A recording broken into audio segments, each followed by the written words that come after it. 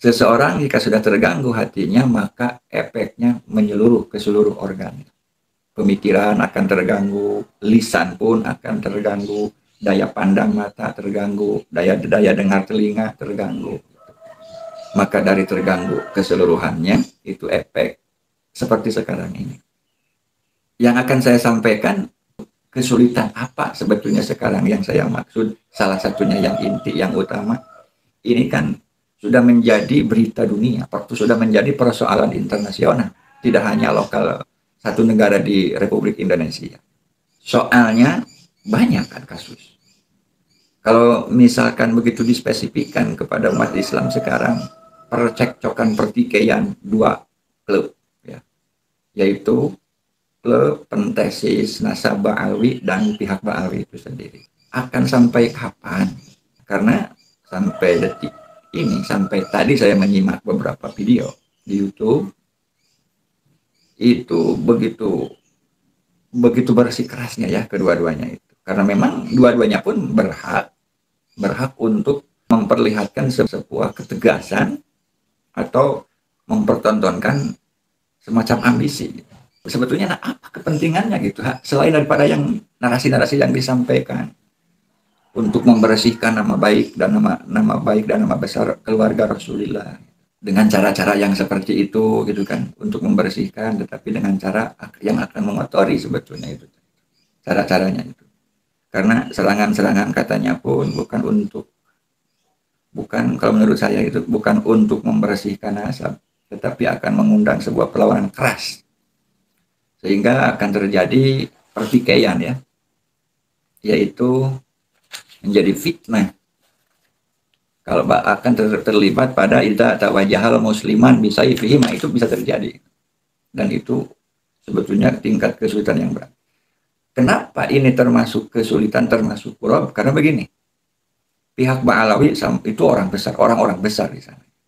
Untuk saya sendiri, wah ngalah. Bumi dan langit, saya posisi di bumi, mereka itu di langit, posisi. Terus Kiai Haji Imaduddin sebagai pentesis itu sama orang besar. Jadi kalau diperhitungkan dari diri saya sendiri, saya posisi rakyat di bawah, mereka di langit, sehingga sangat sulit untuk lamun tema untuk mengislahkan, menyadarkan satu sama lain gitu. Dan akhirnya terjadilah percikan fitnah dari dua belah pihak itu, termaksud atau tidak gitu. Jadi fa'aslihu baina akhwaikum, itu yang diharapkan oleh saya. Fa'aslihu baina akhwaikum, coba selesaikan, islahkan dengan yang terbaik. Di fa'in tanaza'tum fi syai'in, dikutip ya, dicuplik sebetulnya, fa'in tanaza'tum fi syai'in farudduhu ilallah wa rasulih ilal Qur'an wal hadis. Tanaza' di sana ada dua, imma tanaza' fil usul fi usuliddin wa imma tanaza' fi furu'iddin.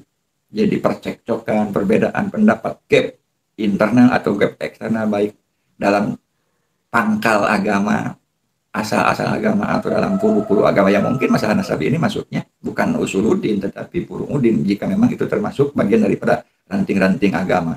Di sini saya menyampaikan sebuah harapan gitu kan. Adu argumen seperti apapun tidak akan habis ya, tidak akan habis. Kenapa?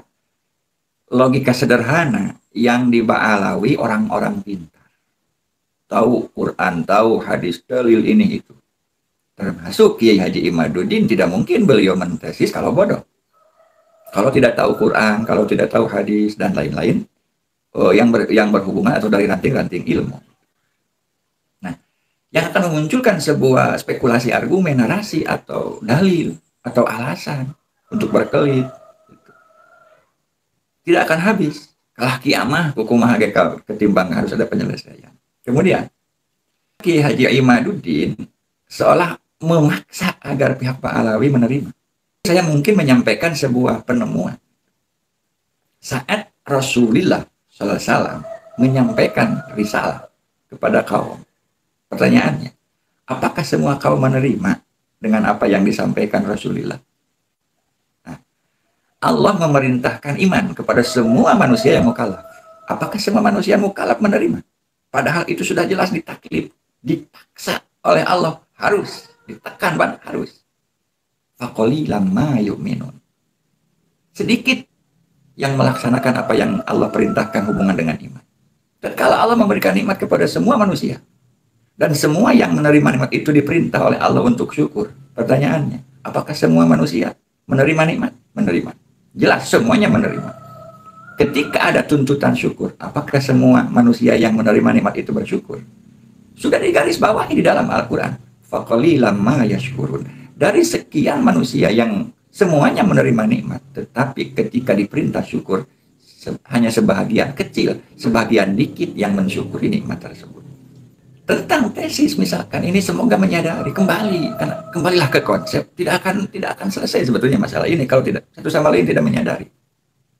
Karena saya yakin semuanya paham dalil, tidak harus dinasehati, tidak harus dididik, selain ditegur, tegurannya itu hanya sebuah harapan agar supaya masing-masingnya menyadari mau sampai kapan adu argumen.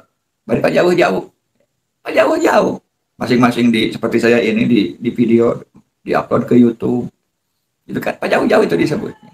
Yang bersangkutan inti belum ada pertemuan langsung.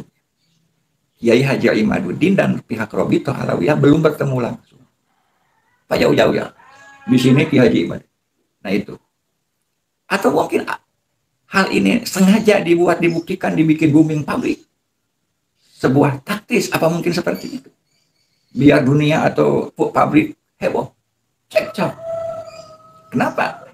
Karena kalau masalah ini ingin selesai, berarti dua kubu tersebut, kalau untuk menyelesaikan itu, harus bertemu. Untuk saya sendiri tidak mungkin bisa mempertemukan dua pihak yang begitu besar. Wah, atuh, nanggoin agak susah. Dua pihak itu, orang tahu persis, saya tidak akan menafikan ilmu pihak Ba'alawi. Oh, mayoritas paham. Tesis Kiai Haji Imaduddin itu terdorong dengan kronologi. Sikap yang ada di pihak Robitoh Alawiyah yang menurut penemuan Kiai Haji Imad tidak menunjukkan sikap sebagai dzurriyyah Rasulillah. Sehingga membuatlah tesis yang targetnya itu membatalkan bahwa kalau sikap seperti itu bukan dzurriyyah Rasulillah, itu kesimpulannya. Dan dipaksa bahwa pihak Ba'alawi itu harus menerima, harus menyatakan bahwa Ba'alawi bukan dari dzurriyyah Rasulillah. Itu kehendak Kiai Haji Imaduddin dan sekian pihak yang ada di sekitarnya. Dari situ terjadilah fitnah. Dan fitnah inilah yang pernah Rasulullah SAW wanti-wanti 14 abad yang lalu. Dengan isyarat bahwa Rasulullah melihat fitnah-fitnah di sekitar rumah-rumah kalian, gitu kan. Di sekitar rumah-rumah kalian, di sela-sela rumah kalian. Per rumah berarti itu ada godaan, ada fitnah. Per titik rumah. Nah, di sini yang saya sampaikan ini karena memang kuatnya harapan, tetapi terjadilah sebuah kesulitan. Harus bagaimana caranya? Harus seperti apa menyampaikannya? Di saat kondisi dhaif, lemah seperti saya ini, terlebih bodoh ya. Serba kekurangan, tidak punya power, tidak punya kekuatan. Kalau beban yang harus dipikul mah kiri dan kanan, ya saya kemampuan 1 kilo yang harus dipikul 2 ton lah seperti itu. Jadi ya itu saya ya pengen kalau langsung. Tetapi sesulit apapun kalau memang pernah saya sampaikan di publik untuk segera menyelesaikan, mengakhiri pertikaian tersebut, karena masalah khilafiyah itu tidak akan selesai-selesai. Saya tidak akan mengatakan bahwa ilmiah atau tidak ilmiah. Kalau memang satu sama lain ada kelemahan, ada kejanggalan tentang akhlak, didik berarti centang ya itu oknumnya saja. Gitu. Jangan sampai meremet ke pangkalnya. Gitu. Terlepaslah apakah misalkan Ba'alawi itu ya bukan dzurriyyah Nabi, atau ya dzurriyyah, terlepas daripada itu. Karena Kiai Haji Imad Club tidak bisa memaksakan kehendak. Apalagi tentang Ba'alawi atau Robitoh Alawiyah itu sudah merupakan sebuah marga yang kuat di Indonesia. Dan bermunculan kan sekarang argumen-argumen, dalil-dalil atau dukungan-dukungan dari ulama-ulama internasional, kelas internasional. Malah tadi saya pernah melihat dari siapa ya, yang menyatakan bahwa jika nasab al-Ba'alawi itu dinyatakan tidak menyambung kepada Rasulullah, nah, beliau berstatement orang tersebut, menurut yang saya pahami, orang tersebut itu termasuknya itu bodoh murakab, jahlun murakab. Katanya jahlun murakab.